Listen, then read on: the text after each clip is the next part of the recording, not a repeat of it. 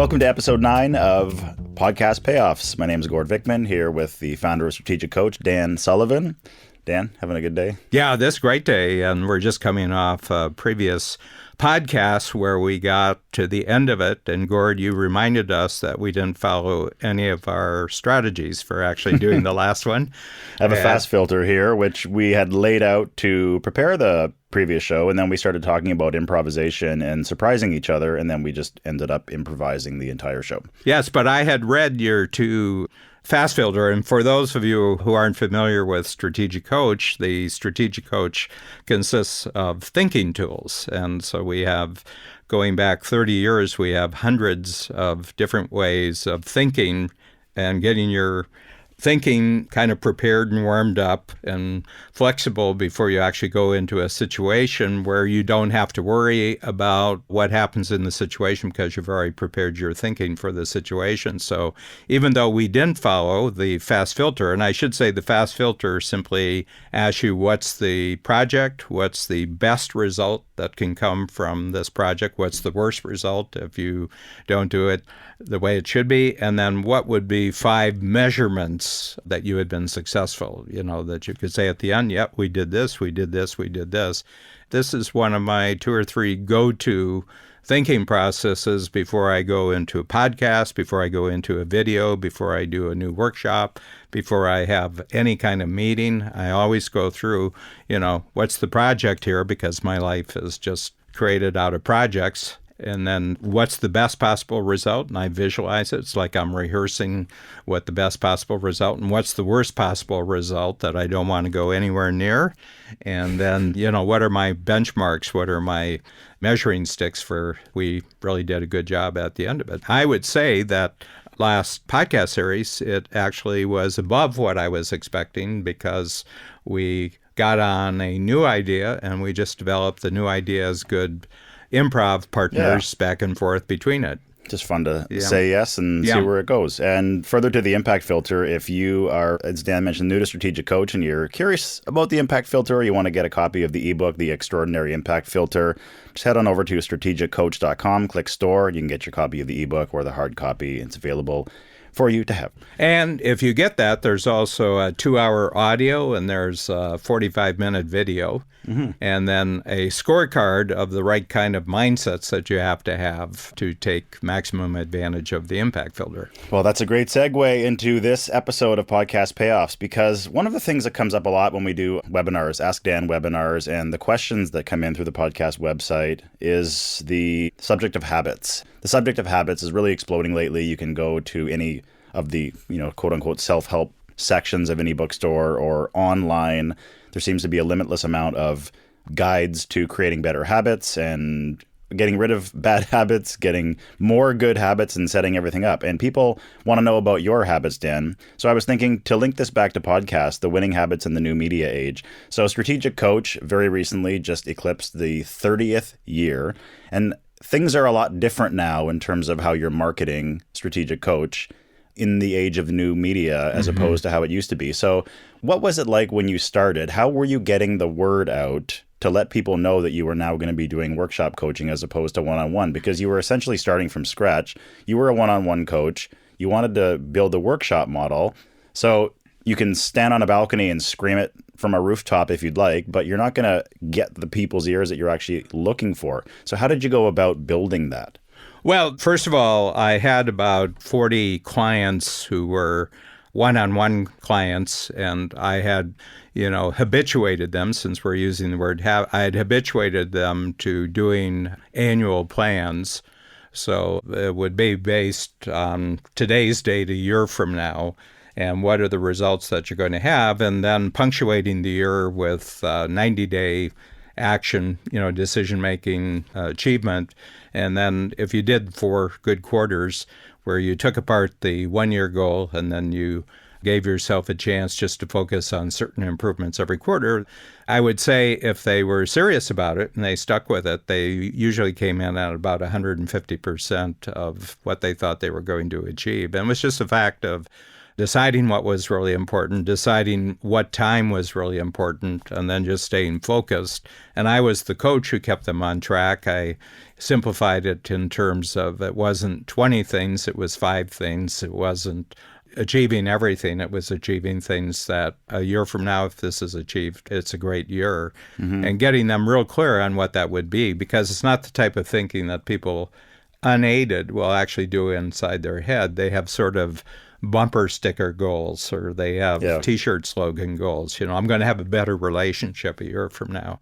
And by the time they were finished with me, that was going to consist of 15 dates with their wife over the next 365 days. And the dates were in the calendar, and the dates were for this and this and this and this and this. And I said, yeah, you can have all the wishes and the slogans about a better relationship, but it actually shows up in terms of specific times when you're actually going to spend that. So I take what are just general thoughts and I break them down into very specific measurable targets where it's got a number attached to it or it's got an event attached to it. So there's clear-cut proof that you did it if you did it, and you didn't do it if you didn't do it. You know, so measurability is really part of what we do here at Coach. And I think that as far as 1989, when we started the program and we switched over, so I just targeted the individual clients that I'd had experience with over, let's say, the last 2-year period. And I said, now I'm going to go to a workshop setting. Some of the structures that we've developed one-on-one will be the foundation for that. And at about 40, I would say I had 15 right away. I had 15 right away. So I didn't start with nothing. I started with people. And then I started really working the referrals because they were doing it on faith that being in a group with other people was going to be as valuable as doing one-on-one coaching. And it was faith. I mean, they trusted in me and they had had good results. So they trusted me. And about another 15 out of the 40, so I got 15 out of the 40, and another 15 switched over within the first year. And there were real efficiencies to the workshop. You weren't spending 120 days on 30 people. You were clustering, what I call clustering, you know. One film goer in one theater watching one film is not really a good movie business. No. But if you have 500 in a theater and you have 500 theaters, then you got yourself a business. So the workshop was a clustering, scaling mechanism. So it was word of mouth, essentially. And it was word of mouth. And then I had been in advertising, so I knew how to write a good one-page description of something. So you did direct mail, and you also did landline communication. And the big difference between 1989 and where we are right now is that in 1989, if you phoned someone on a landline, there was a 50% chance that they would pick up the phone and you could talk to them. Well, that's gone by the wayside over 30 years. So you had to adapt to the fact that there were lots of obstacles between. But still today, I mean, what's absolutely true is that nobody writes a check for the cost of our workshop unless there's a personal relationship of some kind that actually triggered them. Now, that personal relationship could be someone they totally trust saying, I can guarantee you if you write a check and go and do 4 workshops, you won't regret it. And they have enough credibility. So you're always looking at what is the fastest, easiest, most impactful way to get a result that gets you the checks the fastest and keeps the checks rolling as fast. I mean, that's business is all about. And one habit that has really stood us well, that as far as who you're approaching as prospects in the marketplace, and I would say this, and we would talk about this in terms of the podcast, because the podcasts are really just a phenomenal breakthrough that wasn't even envisioned in 1989. I mean, it's a communication medium that I think snuck up and took the entire world by surprise. Nobody was talking about this medium. People were talking about, you know, things that kind of are like software that would come in bite-sized modular piece. And when the internet came along, so there were a lot of predictions. The iPhone was envisioned. Dick Tracy had. I think his watch had a calculator and a microphone to call his girlfriend. Not only that, but it had a screen. It actually had a little telephone screen, you know, and everything like that. So a lot of it was envisioned. But I think the podcast was so, people won't take this seriously. I mean, and you know this yourself because you were fully cognizant of the transfer from broadcasts audio to podcast audio, that I think this one snuck up on everybody. It did, and the first time they tried it, it didn't work. Because when podcasting first came out and people tried to co-opt the medium for business purposes, they were doing it all wrong. Here's what they thought. If it takes me 6 minutes to do a sales call and I can do 30 sales calls a day before I'm just totally zapped out and I want to go home and cry in the shower for a few hours, I'll just record one and I'll call it a podcast and I'll put it online, and then everyone will race to listen to it, and I will just sit back and the money will start pouring in. Well, it didn't work that way because people were using the medium wrong. And what we're doing here at Strategic Coach, and the podcasts that are done very well, the ones that people actually listen to and use to build brand awareness and brand loyalty, are just people providing value and giving insights and not asking for anything in return except for the time that you're investing to listen to it. So it's not a hard sell where someone's screaming at you. And yes, there's always going to be things. If we're mentioning a tool here at Coach, we're going to tell you where to go get it, because it would not be the wisest idea to talk about something and not let people know where they can go get it if they want to go get it, or if there's an idea or a concept and we can link to it in the show notes, we're going to do that as well.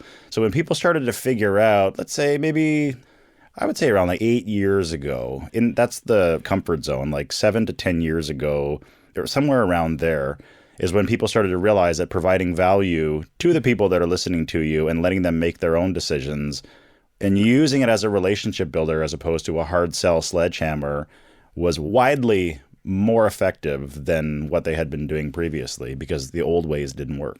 Yeah. And I think, we had seen kind of the role models who became great podcasters. And I would say off hours radio interviews. It would be like nighttime radio. And you saw it a lot. I'm a lifelong jazz fan. CJRT here in Toronto, which at that time it was a university-affiliated radio station. And they would do late night, and they were recorded. In some cases it was live. In some cases it was recorded. And they would do interviews. And these were late night DJs, and they were interviewing jazz musicians. And these are improv people on both sides. And I was really, really struck by the comfort level and just the relaxed level of the conversations.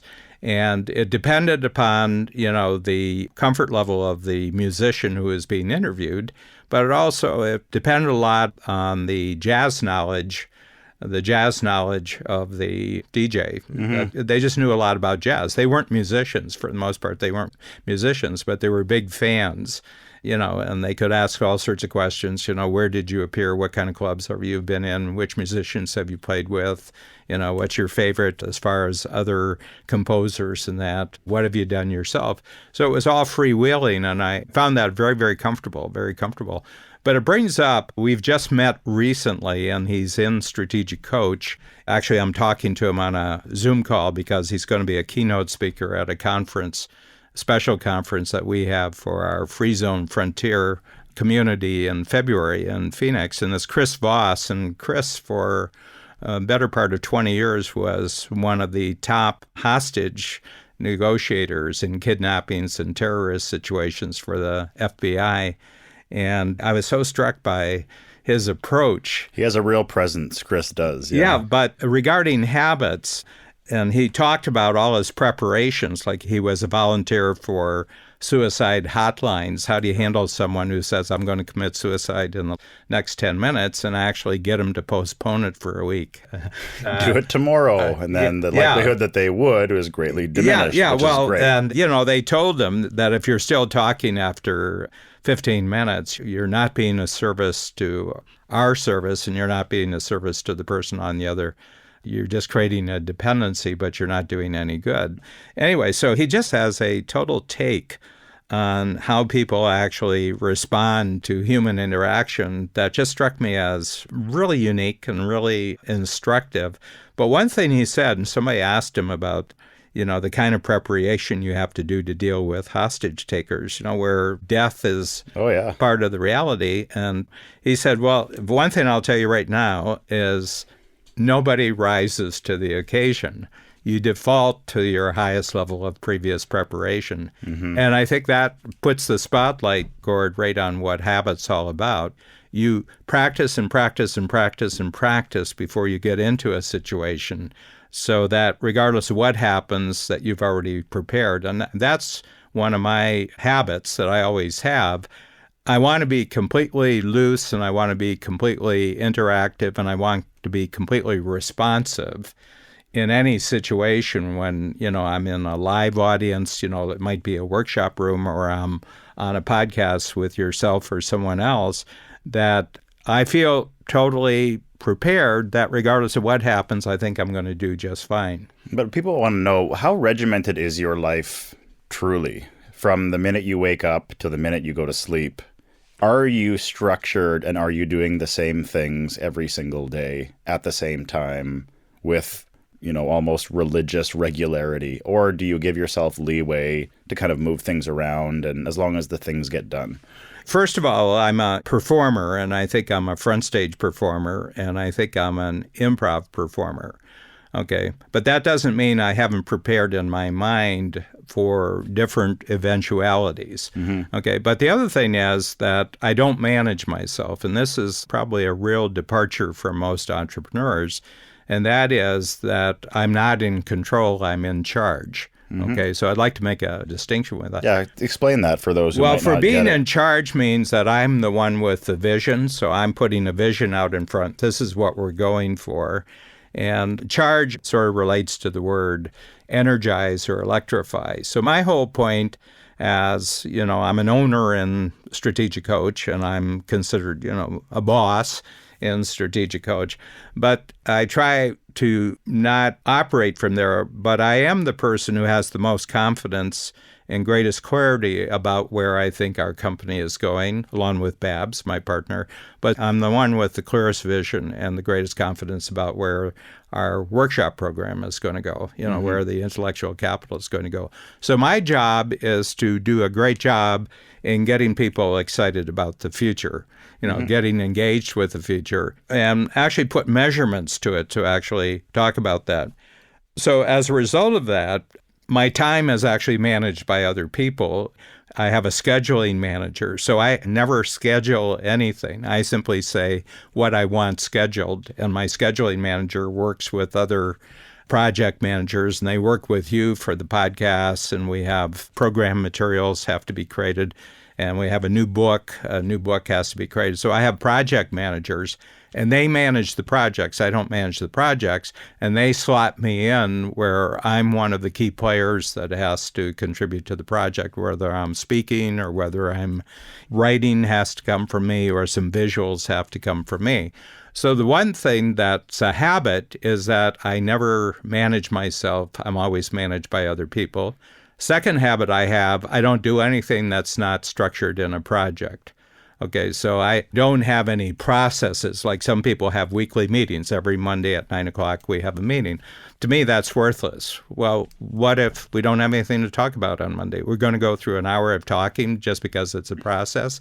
So I am totally project biased. It's a particular achievement in the future, and it's going to take this amount of time, and it's going to produce the amount of good. And if we do it right, we'll never do that project again. We'll do another project, a new project. So one of my habits is I never manage my time. My time is managed for me.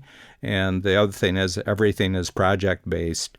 And the other thing is that my preparation is always that everybody else involved in the project knows exactly what the goal is and how the goal is going to be measured and why it's going to be good for everybody to be involved in this. One of the things that offshoots from the habits there, thanks for those, by the way, is people are asking, how do you stay focused on what's important instead of what's urgent? Because in my mind, I've always structured it as what's urgent is what other people have decided for you is important. And what's important is what you have decided is important. So how do you stay focused on what is important and not the constant stream and barrage of people who are asking for your time and begging for this and that and the other thing, or want you to do something or participate in this? Is it just not having, you're in charge of that schedule, but you're not controlling the schedule? Is that how it works? First of all, because I have a scheduler and projects managers, they can't get to me. I said, it's worthless talking to me about this. Go and make a case to the person who's actually the manager. And then they'll come and they'll give me a series of requests that come in, and I'll say, yes, no, no. But they have to tell me in writing what this is about and what would be required for mine. So I've cut myself off from immediate contact from the world. I have a cell phone, but you don't have my cell phone number. I have an email address, but you don't have my email address. You can't phone me directly and talk to me, but you can talk to my scheduling manager, and my scheduling manager will consult me, and I say, yeah. And I never allow other people to phone me. I always phone them, and the reason being I'm always on time, and sometimes they're not. So my sense is that just because people want to connect with me doesn't really make me feel that I'm obligated to respond. I'll respond or I'll not respond, depending on what I do that. And I would say that about in the program, the entrepreneurs know that it's no use talking to Dan about anything directly, that it has to go through filters. And I've trained, over 30 years, I've trained everybody. They said, I can't just invite you out to lunch, can I? And I said, if you're on the list of people who can invite me to lunch, yeah, you can. But then you got to schedule with the manager to do this. You know this, Gord, because you were part of that industry, the entertainment industry. The entertainers don't manage their time. They don't manage their activities. No. Like sports is part of entertainment. The players don't manage anything. They play. So you got to make a decision between playing or managing the play, but you can't do both. And my feeling is I just want to play in certain types of activities that Babs and I have deemed to be the most important use of my time. I'm a coach. I can create new material for the workshops, and I'm a good performer on podcasts and videos and a very few live presentations throughout the year. And so that's it. So those are all my habits. And people say, aren't you overwhelmed by all the demands? And I said, well, I just don't get them. They're all filtered. I'm getting the sense that one of the themes here in terms of your habits, Dan, and this can be applied not only to successful entrepreneurs who are making gobs of cash, but even you as an entrepreneur, if you're just starting out, be less available.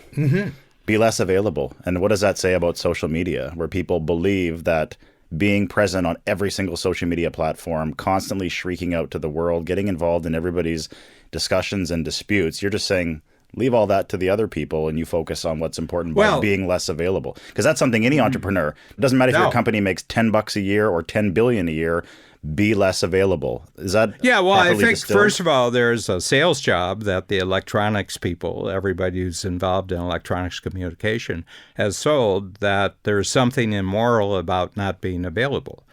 Okay, well, that's not serving my purposes. That's serving their purposes, So when somebody tells me, anytime people use the word should. So, for example, I have a rule at home that if somebody knocks on my front door after about 6 o'clock at night, I don't answer it. And the reason is they're not knocking on the door for my benefit. They're knocking on the door for their benefit. That's right. So they said, well, that's not really very friendly. And I said, well, I wasn't looking to make a friend. So I got lots of friends. I said, but some stranger who knocks on my door after 6 o'clock at night is probably not a friend. They're not bringing you anything. They're not bringing me coming to take in. something. Not bringing in. I gave at the office.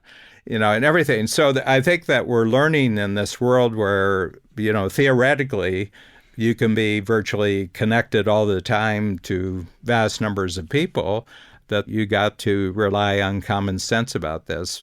For example, I'm in, about a 1.5 year experiment of not watching television at all. So except for the second half of 3 football games over the last 17 months, I haven't watched any television. And they say, not Netflix? And I said, I'll start that again. I haven't watched any television. And they said, well, what about Netflix on computer? I said, I don't like watching Netflix on my computer. And what I've noticed is that there's been some real impacts now, because I've been with it long enough to tell what the impacts are.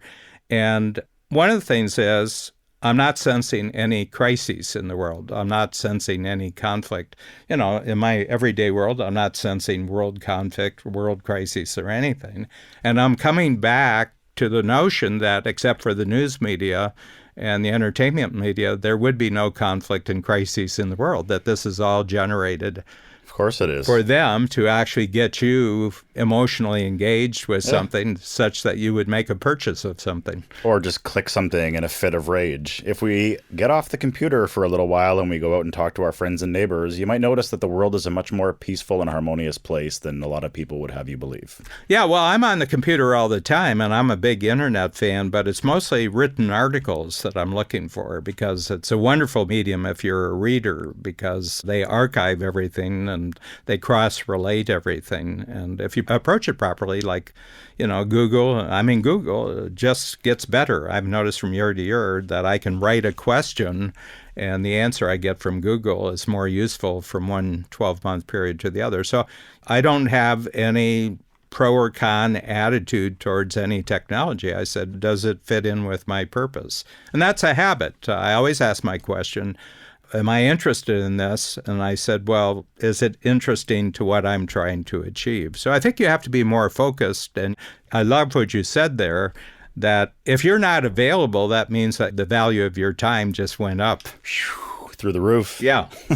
Because it's the scarcity, right? All right, Dan, I can bring this home with a little anecdote. We were talking about Chris Voss wrote just an absolutely incredible book called Never Split the Difference. I've read it twice now. I consider myself very lucky to grab a few moments with Chris down at Joe Polish's Genius Network last year. So I was in the market for a new car right around the time that I was reading that book.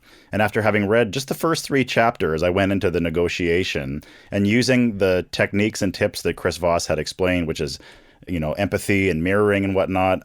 I was in discussions with this poor guy who had no idea what he was in for. And I just used what Chris had written in the first 3 chapters, and I watched as the gentleman talked himself down by about $5,000. So when I saw Chris down at Genius Network, I said, Chris, I think I owe you $5,000. And he said, why would you owe me $5,000? So I told him the story, and he goes, attaboy, and big high five. So if you have not heard of Chris Voss or the book Never Split the Difference, cannot recommend it enough. And and there's a lot of just, he trained for a very spectacularly difficult type of situation as a law enforcement FBI agent, the life and death situations. And he had to train himself to come across, as he said, a late night DJ, being soothing and reassuring the hostage taker and making the hostage taker feel safe and everything like that. The habits that he developed, he said, they didn't come naturally to me. He says, I had to learn these habits. And I think we live in a world where it's a brand new world. This world did not exist 50 years ago when, I was a teenager. So there's a lot of new skills, but there's some basic ones of, for the most part, don't manage yourself. Have other people manage you so that you can play 100% with your mind on the big goal. And then know that your role is actually inspiring other people to join you on a team to actually create very important, measurable projects. And the other thing is that everybody wants your time, so that must mean that your time is really valuable. So make it really scarce, that you have to really make me a great offer if you want any of my time and my attention. I think these are general rules. And I think certainly our podcasts, we're recognizing that it's a completely free choice for anybody to be a podcast listener. And therefore, our concern is that you giving us your time is going to be a valuable use of your time. Simplify to multiply. Thanks, Dan.